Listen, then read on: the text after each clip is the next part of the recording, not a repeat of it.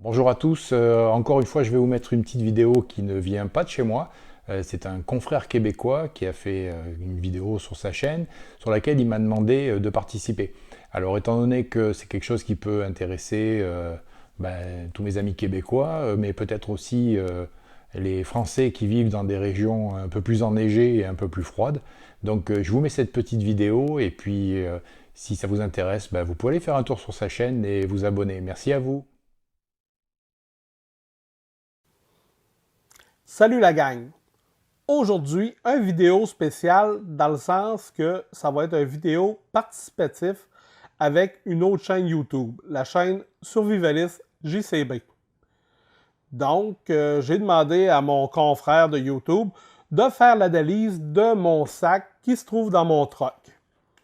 Ce sac-là, c'est important de dire que c'est un sac qui renferme les éléments que moi, personnellement, je pense vont m'être utiles à passer une nuit en forêt. C'est dans l'optique que si jamais je m'en vais dans le bois avec mon camion, je reste en panne, il est brisé, je suis pris ou quelque chose de genre, je suis obligé de passer la nuit en forêt, pas très loin du camion, dans ces coins-là, là, quelque chose de pas très compliqué. On parle pas de la grosse survie dans le fin fond du bois. Là. On parle vraiment d'une survie d'une nuit. Donc, ce qu'il y a là-dedans, c'est là depuis 1 an. Ça doit faire 6 mois que j'ai pas fouillé là-dedans. Fait que ce que je fais, c'est que je vais vider le sac, je vais montrer les objets qu'il y a dedans dans un premier temps. Et dans un deuxième temps, on va avoir la version de Survivalist JCB qui va me dire, bon, ben Pierre, pour ton sac, pour les besoins que tu as de ce sac-là, je te conseillerais de mettre tel truc, tel truc, tel truc. Donc, le besoin de base, je suis en forêt, on s'entend que c'est pour printemps, été, automne, début automne, pas très fin d'automne. Je suis en forêt, le véhicule tombe en panne, je suis obligé de rester là. Donc, qu'est-ce que j'ai dans le sac?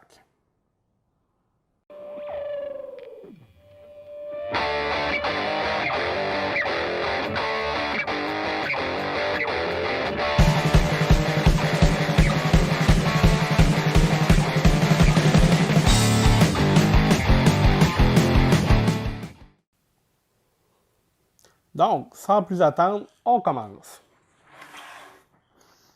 On va vraiment vider tout ce qu'il y a dans le sac.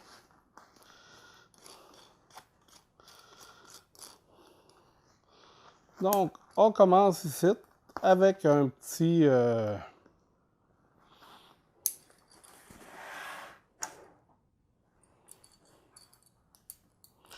me souviens plus un petit mousqueton.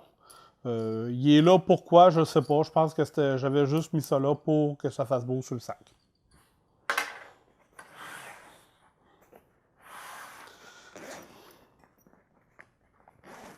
Dans la grosse pochette. Bon, ici, premièrement, il n'y a rien. On va s'assurer de tout vider. Dans la grosse pochette. On va commencer par le plus important. Donc, un gros paquet d'allumettes qui était pas débouché. Donc, c'est plein d'allumettes. Une trentaine d'allumettes. 40. Deuxième truc, assez évident, une machette qui a vécu des jours heureux, qui est relativement coupante. Donc, assez coupante pour pouvoir me faire un abri. Couper des branches.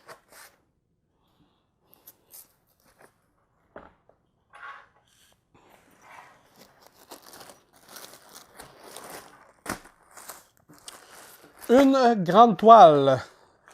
Pas vraiment ce qu'il y a de mieux comme toile, sauf que c'est une toile de 9 par 12. Donc, le principe que j'avais avec ça, c'est que si jamais je me fais un appentis dans le côté 9 par 12, c'est que je peux faire, si, mettons, on dit que ici c'est le devant, mettons qu'on met notre feu ici, donc 9, 6, plus, mettons, 7 et 5. Donc, je me retrouverai avec comme un peu comme ça, ouais, dans ce genre-là. Fait que je me retrouverais avec la pluie qui pourrait tomber ici, puis moi, je pourrais me coucher ici avec mon feu, là. C'est le principe dans lequel je suis parti pour mettre... pourquoi j'ai mis la toile dans ce sac-là. Ça sera pas très long à vider. Donc, une lampe frontale avec un petit peu de batterie qui reste dedans.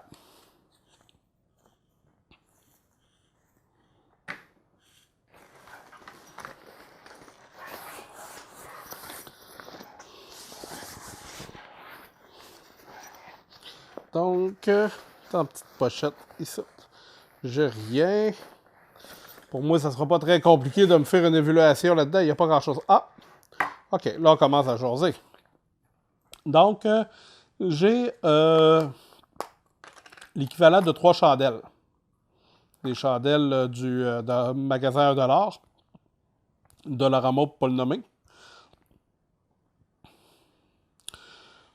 Donc, 4 petites chandelles qui sont dans un petit pot, pas les briser.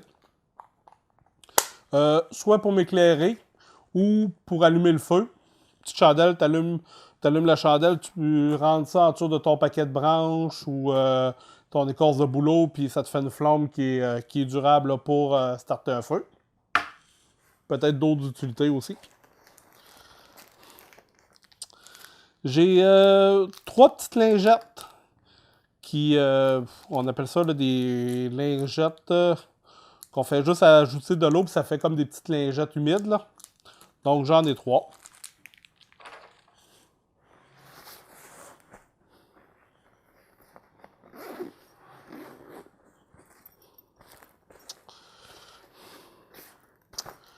Un couteau Morak Knife.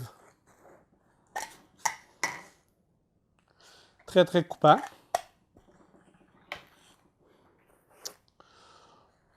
Un bout de peut-être 7-8 pieds de... Comment on appelle ça déjà? De la corde, du cordage, de la corde de parachute.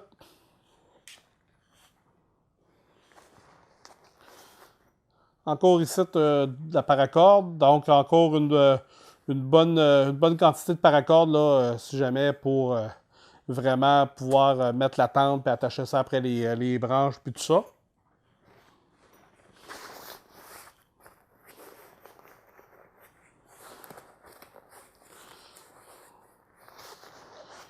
Juste être sûr de rien oublier. J'ai un briquet en état de fonctionner.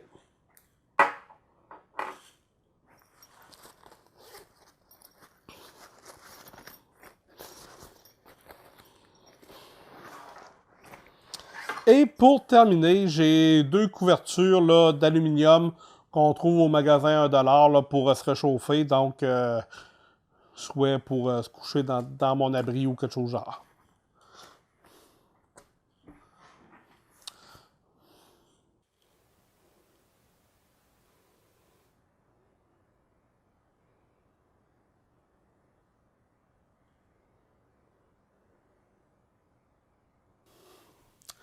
Donc, en gros, c'est... Ben, pas juste en gros, c'est ce qu'il y avait dans le sac. J'ai rien d'autre. J'ai une petite... Oh, non, c'est pas vrai. Oh, j'ai un autre petit couteau de survie ici. Bon, qui est quand même pas trop stampé coupant, là. Mais il est là. On va le placer aussi. Donc, c'est ce que j'ai dans mon sac, Survivalist JCB. J'aimerais ça que tu me conseilles peut-être quelques trucs à rajouter, voir si j'ai les bons trucs. Là, point de vue allumette, je trouve que ça fait peut-être dur.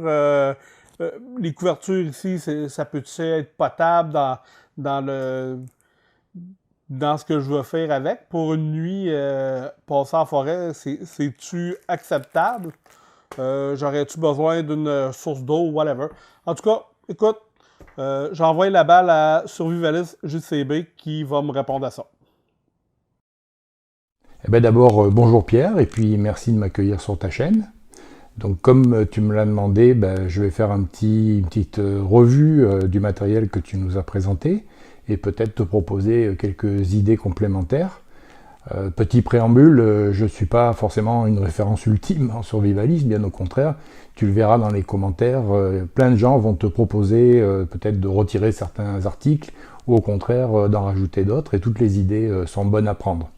Donc on va partir du point que tu nous as donné, c'est-à-dire que ça correspond à ta situation au Québec, dans une zone quand même un petit peu reculée, et une panne de véhicule qui te pousse à passer une nuit dans les bois et à te débrouiller seul.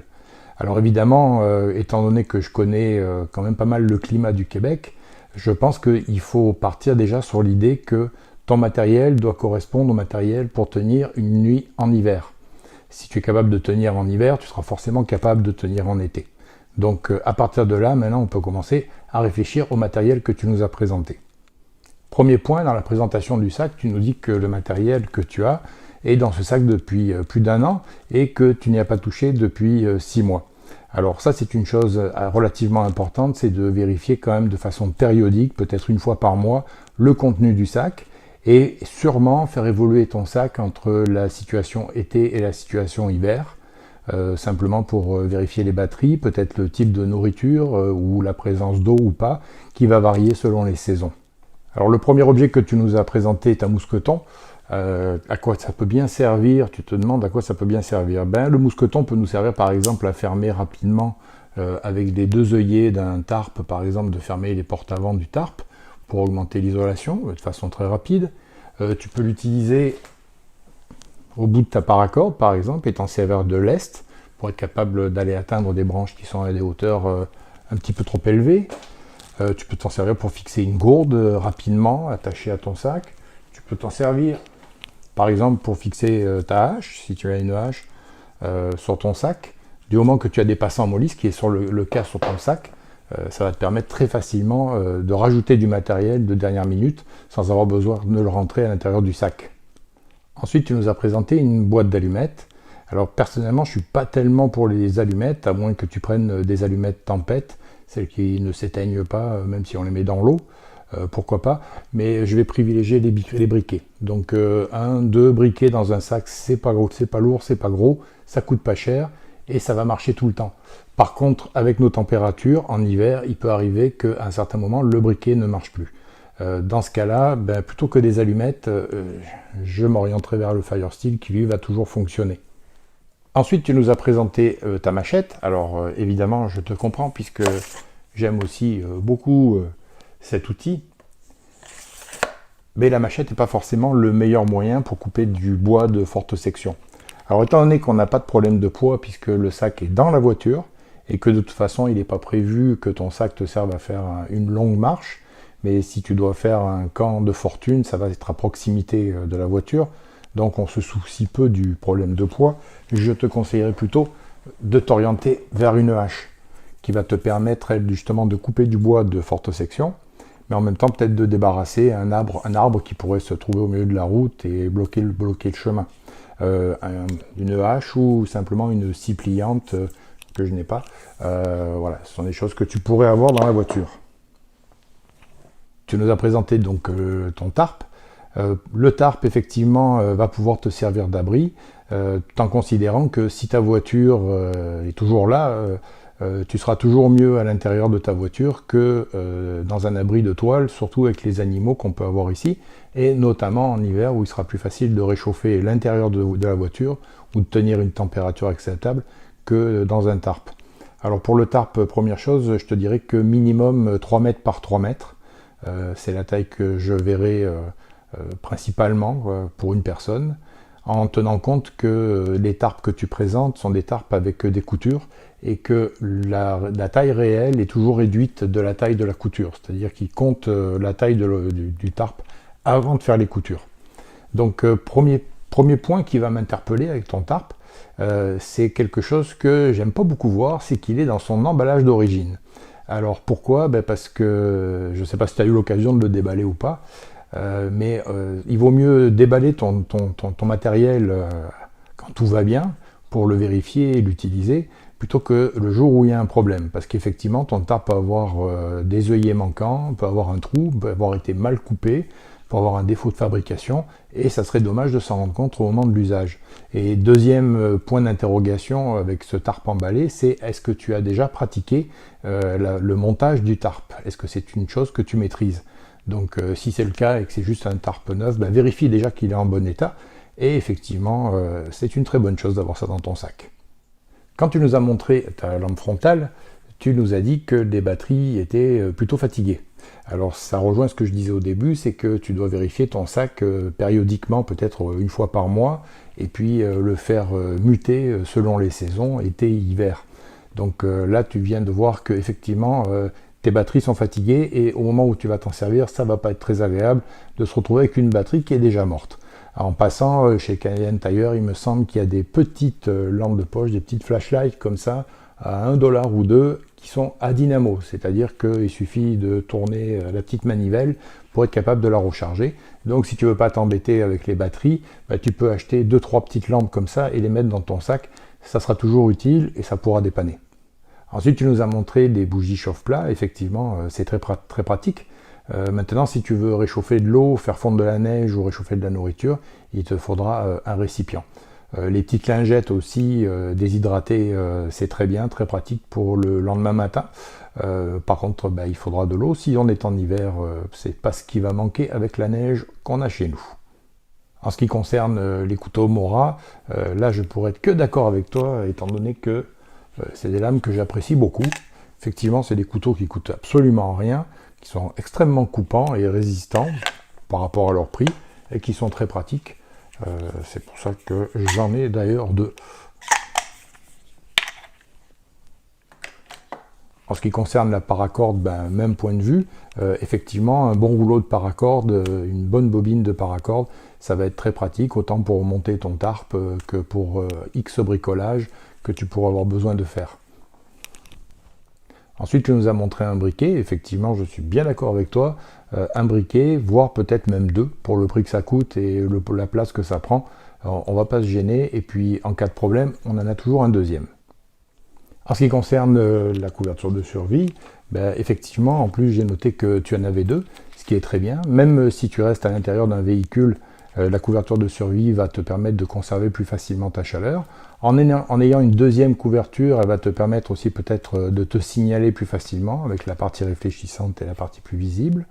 Maintenant, tu pourrais compléter ça avec un sac de survie qui est fait sur le même matériau, qui te permet peut-être d'être plus étanche au niveau de l'air, voire même peut-être des tentes de survie qui prennent absolument pas de place, qui sont faites avec ce matériau aussi, et qui vont te permettre de monter très rapidement un abri, peut-être plus facilement qu'avec le tarp, et une meilleure isolation, une meilleure conservation de la chaleur, surtout en hiver chez nous. Et enfin, tu nous montres un couteau pliant, donc effectivement une petite lame supplémentaire, pourquoi pas, petit couteau qui va te permettre de faire des petits travaux, de manger, peut-être d'ouvrir une boîte, mais en pensant que bon, on n'est pas là non plus pour tailler des cuillères en bois, on va pas passer 3 mois dans les bois. Donc pour conclure sur les couteaux, je te dirais que d'avoir peut-être un petit couteau pliant ou un Mora, ça va te permettre de faire des petits travaux sans aucun problème, mais idéalement c'est d'avoir aussi à disposition donc ou une lame plus lourde qui elle va te permettre donc peut-être de couper du bois, mais idéalement s'orienter peut-être vers une hache ou une scie pliante qui vont te permettre vraiment de t'attaquer à des morceaux de bois un petit peu plus importants, la machette étant vraiment pas l'outil idéal pour aller couper du gros bois. Maintenant, dans les points qui ne sont pas présents dans ton sac, mais où je te dirais que tu devrais y réfléchir, la première des choses que je te dirais, ça va être la trousse de premier soin. Te monter une petite trousse avec le matériel de départ qui va te permettre de soigner les petits bobos, dans lequel tu vas pouvoir mettre aussi les médicaments. Si jamais tu prends des médicaments tous les jours, c'est bien d'en avoir. Pareil, là encore, on va revenir sur l'idée de la vérification régulière et périodique de ton sac pour la date de péremption de tes médicaments. Dans les points que je te conseillerais peut-être de rajouter, par exemple, un petit réchaud, comme ce petit modèle, par exemple, fait maison, qui te permet avec un combustible liquide de réchauffer, du moment que tu as un récipient quelconque, réchauffer de la neige, la faire fondre pour avoir de l'eau. Bon, même si tu connais la règle des 3, tu sais très bien qu'on peut tenir une nuit, une soirée, une nuit sans boire sans aucun problème. Mais bon, pourquoi pas, en même temps, cette eau qui va être réchauffée, si tu as une gourde éventuellement à disposition, une bouteille en plastique, elle va te permettre de te faire une petite bouillotte que tu pourras placer sur ton ventre ou sous les aisselles, à des zones où la température ou la chaleur va se communiquer rapidement à ton corps. Voilà, donc c'est un point non négatif et en même temps qui va te permettre aussi peut-être de réchauffer l'intérieur de la voiture si jamais tu dois rester à l'intérieur du véhicule. En ce qui concerne l'eau et la nourriture, pour l'eau ici, 6 mois de l'année, on n'a absolument aucun problème puisqu'on a de la neige un peu de partout. Donc il va être facile de prélever de la neige et de la faire fondre. C'est un petit réchaud comme ce que je viens de te montrer avec un récipient. Cette neige, bien évidemment, tu l'as choisi à un endroit propre, si possible, sans traces d'animaux. Et le fait de la faire bouillir va te permettre aussi, d'une certaine façon, de la purifier. En ce qui concerne la nourriture, ben évidemment, c'est de la nourriture déshydratée, ça serait la meilleure chose, comme les nouilles chinoises ou des choses comme ça qui vont se conserver longtemps, qui prendront un petit peu d'eau pour être comestibles.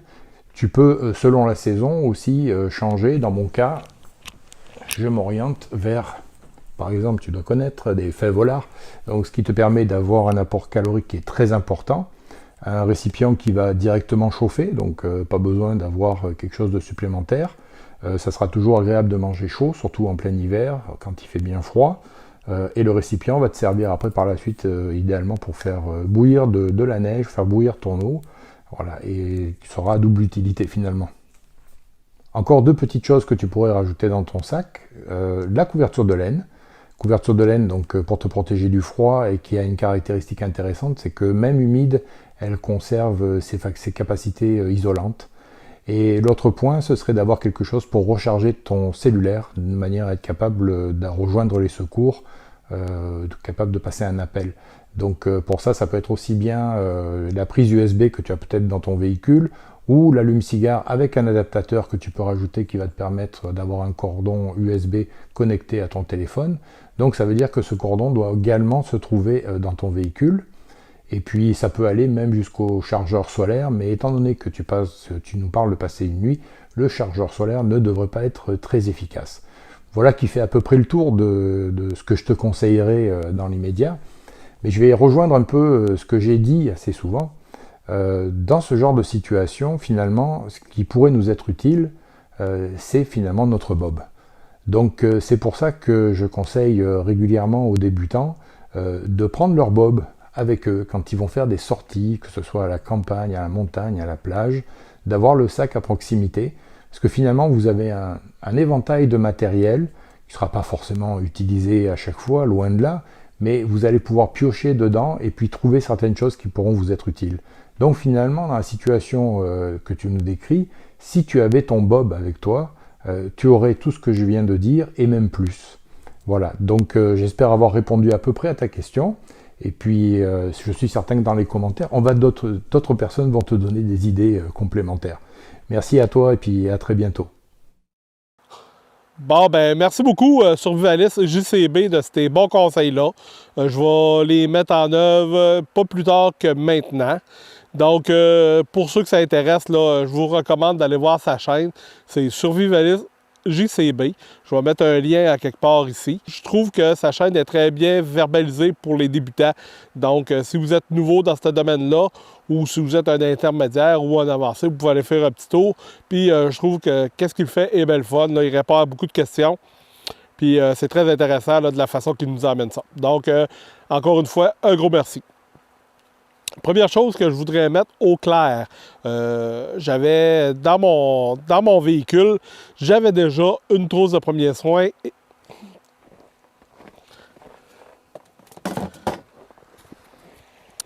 qui est ici. Et ça, c'est sûr et certain que je l'emmène tout le temps avec moi parce que, étant donné que bien souvent, je m'en vais faire du tir à carabine ou au fusil en forêt, ça me prend une trousse de secouriste là, au cas où il y aurait une blessure. Donc, c'est toujours dans le camion. C'était pas nécessairement dans le sac, c'était un peu mon erreur, mais c'est toujours dans le camion. Ce que ça va me permettre de faire, c'est de faire un inventaire de ce qu'il y a là-dedans pour voir si tout est à jour. Il faudrait que je me rajoute très certainement là, un vilebrequin là, pour pouvoir couper l'afflux sanguin. Là. Je me souviens plus du nom, là, mais c'est un garrot. Donc, ça va être ajouté bientôt. M'avait parlé aussi d'un moyen de couper des plus grosses branches, soit une hache ou une scie à main. J'ai déjà dans mon camion qui me suit tout le temps une sorte de petit sciot comme ça, avec une lame, pour pouvoir couper des grosses branches, peut-être qui nuiraient, là, que je puisse passer dans le chemin ou whatever. Donc, j'ai déjà ça dans le camion, toujours avec moi. Ça va me servir aussi pour ça. Parmi les trucs que je me suis acheté sous les conseils de Survivalist JCB, c'est pas vraiment quelque chose que j'ai acheté, c'est une couverte. C'est une petite couverte, pas tellement grosse. Hein, gars, viens ici, mon bon chien, viens. Viens. Ah, mon bon chien, ah ouais. Ah ouais, ouais, ouais. Donc, c'est une petite couverture pour pouvoir garder la chaleur. Je l'ai mis dans une sorte de sac là, qui est scellé. Donc, elle n'appaguera pas l'humidité, puis ça va se retrouver dans mon sac de survie. Le deuxième truc que je me suis acheté, c'est une couverture. C'est un abri dans le même matériel que mes couvertures de survie que j'avais. Donc, sous les bons conseils de Survivalist JCB, j'ai magasiné un petit peu. J'ai trouvé ce truc-là. C'est assez grand pour faire un abri de fortune. Donc, très content de mon achat. On avait parlé aussi de rajouter un briquet, donc j'ai acheté un paquet de quelques briquets puis que je vais pouvoir rajouter là, dans mon sac. On a parlé d'un chaudron pour pouvoir soit faire chauffer de l'eau ou fondre de la neige pour pouvoir boire. Donc j'avais pas vraiment de chaudron de disponible à la maison. Fait que j'ai été dans une friperie. J'ai trouvé un petit chaudron là, à fondu. Je trouvais que le format était quand même bien pour ce que j'avais à faire avec ça. C'était pas tellement cher, 4 $. Fait que ça devrait faire la job. Ça se retrouve dans le sac. Pour terminer, Survivalist JCB m'a parlé de quelque chose à manger. Donc, j'ai trouvé, chez nous, j'avais des MRE américaines. Donc, à partir du mois d'avril, quand je vais commencer à aller un petit peu plus en forêt, ça va se retrouver dans mon sac. Il va y en avoir un paquet qui va se retrouver dans mon sac en permanence jusqu'à l'automne pour éviter le gel. Donc, saucisses de porc, ça va aller dans le sac, puis ça va être parfait, là, au moins pour durer la nuit comme je le voulais. C'est ce qui complète mon vidéo pour mon sac de survie. Donc, j'espère que vous avez apprécié la vidéo. Si oui, peut-être un petit abonnement à ma chaîne, ce serait très apprécié de ma part. C'est un peu la paye, de la façon que je me paye avec ça. Donc, très apprécié. Un pouce. Puis, n'hésitez pas à mettre vos commentaires constructifs en bas. Je le sais que le sac ne fera pas l'affaire de tout le monde. Survivalist JCB m'a bien averti là-dessus. Sauf que pour moi, c'est selon le besoin que j'avais, je pense que ça devrait faire le travail. Donc, encore une fois, merci à Survivalist JCB. Allez visiter sa chaîne. Abonnez-vous à sa chaîne si le cœur vous en dit. Abonnez-vous surtout à ma chaîne. Puis, à la prochaine.